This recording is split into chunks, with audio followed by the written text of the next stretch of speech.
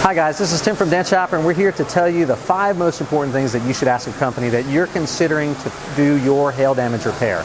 The first thing you should ask is the company properly licensed? So you want to make sure that if you should have any issues, that there'll be no problems getting it fixed, whether that company has the ability to themselves or not. The second thing you want to ask is, are they properly insured? If NASA misfires a rocket and it hits your vehicle, you want to make sure that you're going to be able to get that replaced. The third thing you want to ask is, do they have before and afters of work that they've done? You want to make sure that they have proof that they can do and have experience in the areas that they say they have that experience. The fourth thing you want to ask is, have you fixed a vehicle like mine? The cars vary from make to make and model to model, and you want to make sure that somebody is well experienced in your vehicle so that you can achieve the best possible results.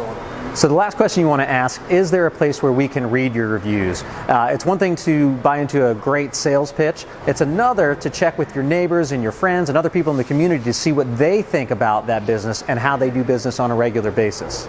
So thanks for tuning in. Make sure you check in with us at dentshop.com or give us a ring.